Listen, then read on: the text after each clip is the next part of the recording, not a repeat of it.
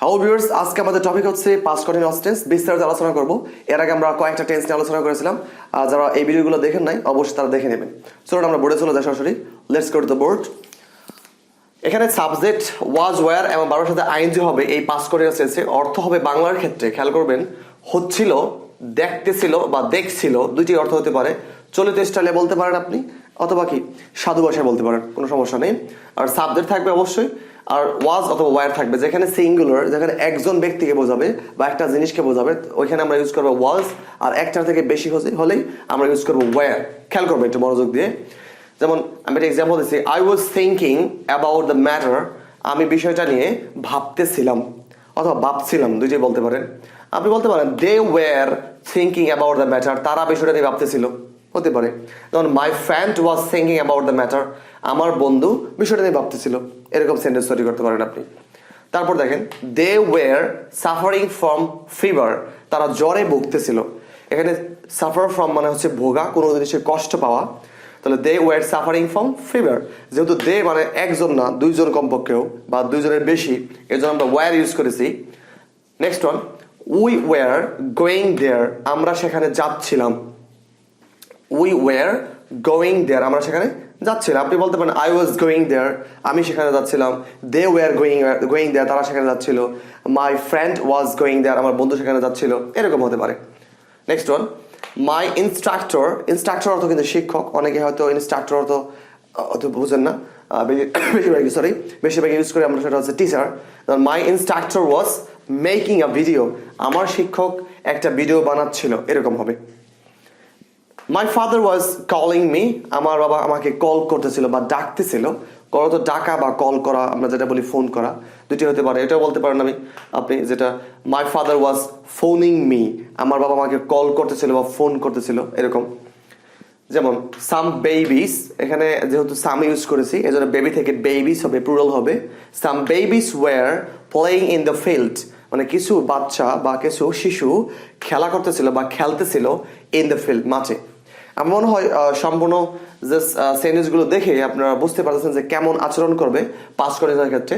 অর্থাৎ কোনো কিছু হচ্ছিল এমনটা বোঝাতে পাস্ট কন্টিনিউয়াস সাধারণত ইউজ হয়। তখন আমরা দেখবো জাস্ট আমরা যে 6ভাবে চেঞ্জ দেখছিলাম প্রত্যেকটা টেন্সের, সেই হিসাবে আমরা একটা ভিডিও দেখবো জাস্ট একটু সামনে, সেটা হচ্ছে জাস্ট 6ভাবে চেঞ্জের। চলুন আমরা এই 6ভাবে চেঞ্জে আমরা চলে যাই। এখন আমরা এখানে দেখতে পাচ্ছি, দেখেন আই ওয়াজ গোয়িং লিখছি আমি, এটাকে 6ভাবে চেঞ্জ করবো খুব দ্রুত। যেমন আই ওয়াজ গোয়িং, আমি যাচ্ছিলাম। আই ওয়াজন্ট গোয়িং, আমি যাচ্ছিলাম না। ওয়াজ আই গোয়িং, আমি কি যাচ্ছিলাম। ওয়াজন্ট আই গোয়িং, আমি কি যাচ্ছিলাম না। ওয়াই ওয়াজ আই গোয়িং, আমি কেন যাচ্ছিলাম। ওয়াই ওয়াজন্ট আই গোয়িং, আমি কেন যাচ্ছিলাম না। তার মানে যেখানে আপনি একজন বুঝাবে সবসময়, সেখানে ওয়াজ ইউজ করবেন, তারপরে বাবার সাথে আইএনজি ইউজ করবেন। যেমন হতে পারতো যে মাই মাদার ওয়াজ গোয়িং, আমার মা যাচ্ছিল। মাই মাদার ওয়াজন্ট গোয়িং, আমার মা যাচ্ছিল না। ওয়াজ মাই মাদার গোয়িং, আমার মা কি যাচ্ছিল, এরকম। ওয়াজন্ট মাই মাদার গোয়িং, আমার মা কি যাচ্ছিল না। Why was my mother going, আমার মা কেন যাচ্ছিল। Why wasn't my mother going, আমার মা কেন যাচ্ছিল না। এরকম দ্রুত ট্রাই করবেন অন্যান্য সেন্টেন্স, অন্যান্য সাবজেক্ট দিয়ে, যেটা আপনাকে অনেক হেল্পফুল হবে আপনার স্পিকিং এর জন্য। নেক্সট ওয়ান হচ্ছে উই ওয়্যার। দেখেন উই মানে কিন্তু আমরা মানে মিনিমাম দুইজন অথবা তার থেকে বেশি। তাহলে উই ওয়্যার, এখানে কিন্তু ওয়্যার ইউজ করতে হবে যেহেতু এটা প্লুরাল। তাহলে উই ওয়্যার প্র্যাকটিসিং ইংলিশ, আমরা ইংরেজি চর্চা করতেছিলাম বা করছিলাম। দুটি বলতে পারেন অর্থ, করছিলাম বা করতেছিলাম। তাহলে we were not practising English, আমরা ইংরেজি চর্চা করছিলাম না বা করতেছিলাম না। ওয়্যার উই প্র্যাকটিসিং ইংলিশ, আমরা কি ইংরেজি চর্চা করতেছিলাম, এরকম হবে। Were you not practising English, আমরা কি ইংরেজি চর্চা করতেছিলাম না। Why were we practising English, আমরা কেন ইংরেজি চর্চা করতেছিলাম। এখানে কোয়েশ্চেন হবে অবশ্যই, এটা ভুল হয়েছে, যাই হোক এটা বুঝে নেবেন। Why were we not practising English, আমরা কেন ইংরেজি চর্চা করতেছিলাম না। তবে এখানে একটু খেয়াল করবেন, আমি এখানে কিন্তু একসাথে লিখছি ওয়াজন্ট। এখানে আপনি কিন্তু বলতে পারেন ওয়্যার নট কে ওয়েন্ট অথবা ওয়্যার নট, আপনি বলতে পারেন, কোনো সমস্যা নেই, সংক্ষিপ্ত করা যায় স্পিকিং এর ক্ষেত্রে। তো রাইটিং করলে আপনি অবশ্যই ভেঙে ভেঙে লিখবেন, ওয়্যার উই নট লিখবেন।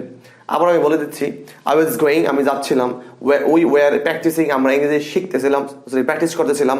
আই ওয়াজন্ট গোয়িং, আমি যাচ্ছিলাম না। We were not practising English, আমরা ইংরেজি চর্চা করতেছিলাম না। অ্যান্ড ওয়াজ আই গোয়িং, আমি কি যাচ্ছিলাম। And were we practising English, আমরা কি ইংরেজি চর্চা করতেছিলাম, এরকম হবে। ওয়াজন্ট আই গোয়িং, আমি কি যাচ্ছিলাম না। তাহলে were we not practising English, আমরা কি ইংরেজি চর্চা করতেছিলাম না? ওয়াই ওয়াজ আই গোয়িং, আমি কেন যাচ্ছিলাম? And why were we practising English, আমরা কেন ইংরেজি চর্চা করতেছিলাম বা করছিলাম? ওয়াই ওয়াজন্ট আই গোয়িং, আমি কেন যাচ্ছিলাম না? Why were we not practising English, আমরা কেন ইংরেজি চর্চা করতেছিলাম না?